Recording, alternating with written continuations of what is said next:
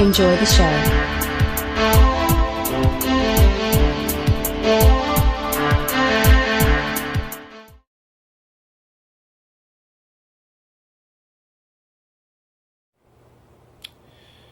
Okay, so Game of Thrones Season 7 is the newest season of the HBO critically acclaimed TV series. And basically, Season 7, this is a long plot, but I'm going to try to summarize it short. So, after a summer that has lasted 10 years, winter has finally came. Cersei has finally seized power that she's craved for many years, and she's eliminated almost all of her enemies.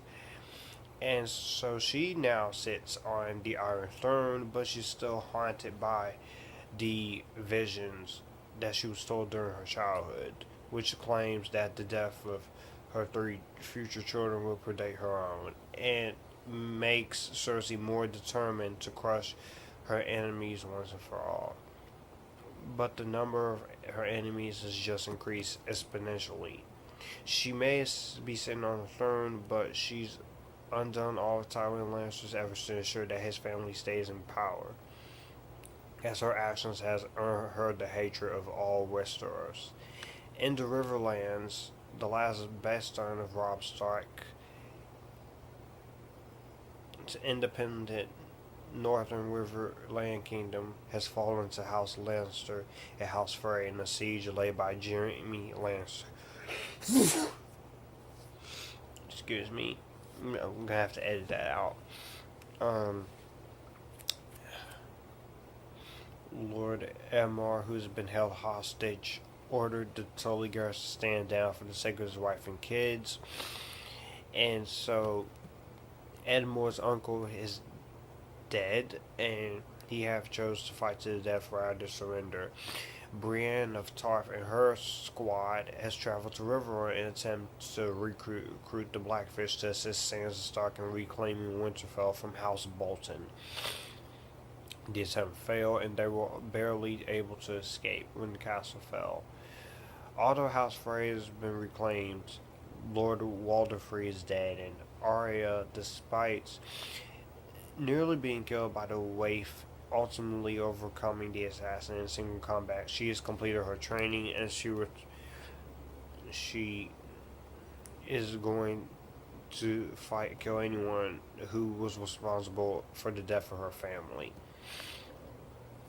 Also, we have Sandor. He survived his fight with Brienne and attempts to build a new life, but he's been dragged back into conflict by the Brotherhood without banners, who intends to head north to fight in the war that's coming.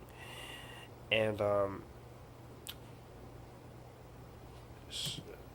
again, this is a long plot, but I'm trying my best to give you a synopsis of what happened on Season 7.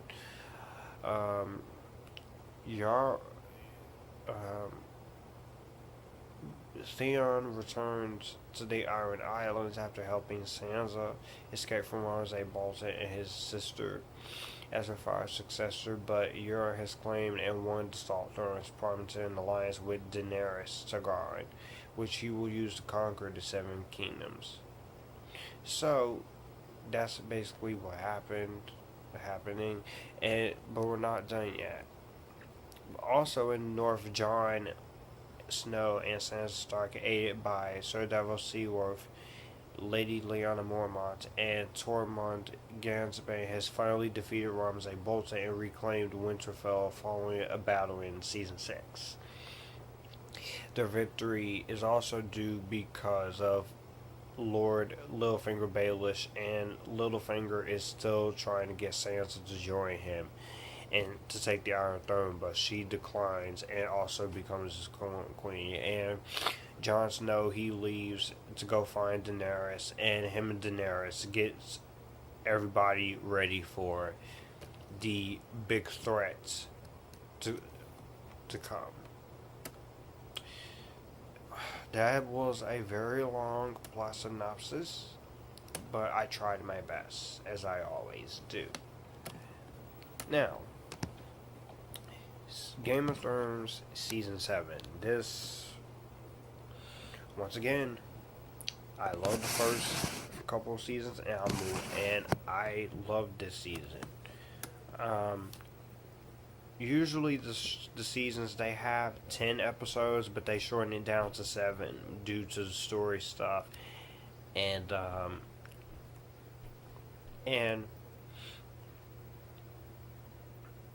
a lot of stuff. So this has a lot of stuff we have. It was a very long synopsis I just described to you guys, but I have to say this season still got it. You have all the cast back in this, and it is great. The episode, the first 5 episodes go for a lot of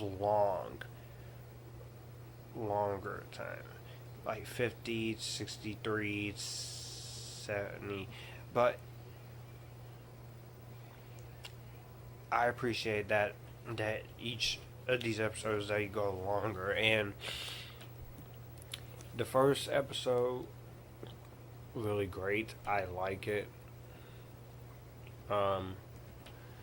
Just all the episodes just gets a lot of awesomeness. And the third episode, when Jon goes to Dragonstone to meet with Daenerys, and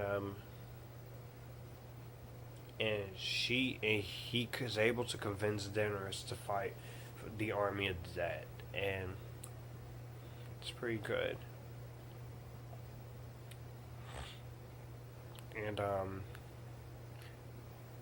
And we get a great reunion for Arya and Sansa Stark, played amazingly by Maisie Williams and Sophie Turner, which a lot of people like Arya more than Sansa, but Sansa is not a bad character.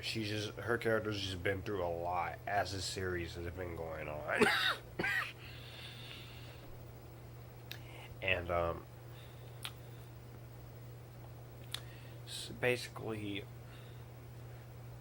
you still have the same main cast, and the North, the King's Landing, Old Town, the Riverlands, and it is pretty awesome to finally see all this stuff happening, and Jon and Daenerys.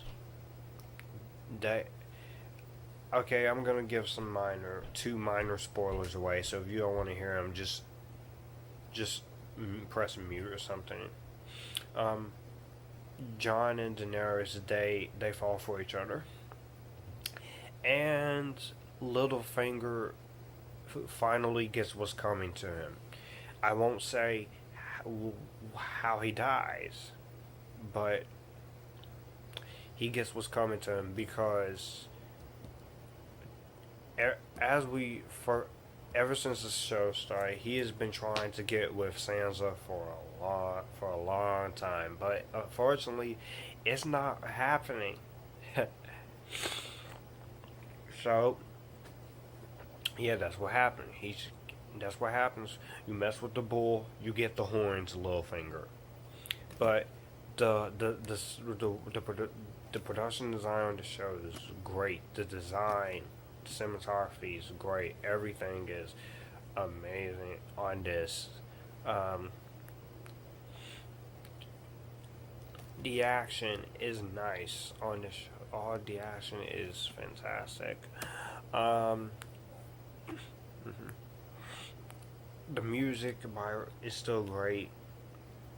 Some episodes does take a long time to get to the point, but I have to say that I'm very, very happy with how this show started. This is an amazing show. It's awesome, and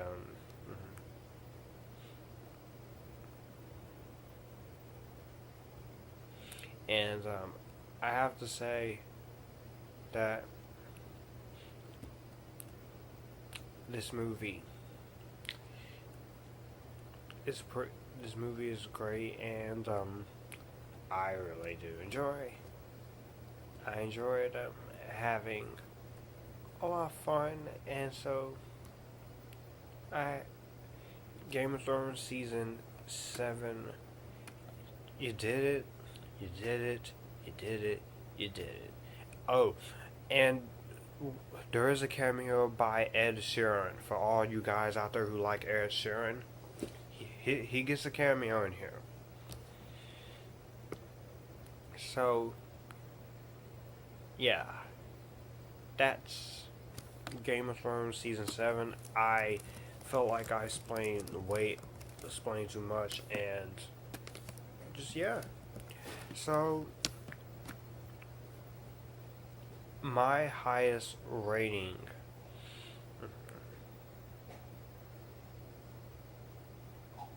for Game of Thrones season 7, I'm going to give this I'm gonna give this movie my JDR. I'm gonna give this show my JDRSA. So yeah, let me know what you guys think of Game of Thrones season 7 down below. Do you like it? Do you not like it? Thanks for watching, and if you like this, you can click here, and we can all have a good time.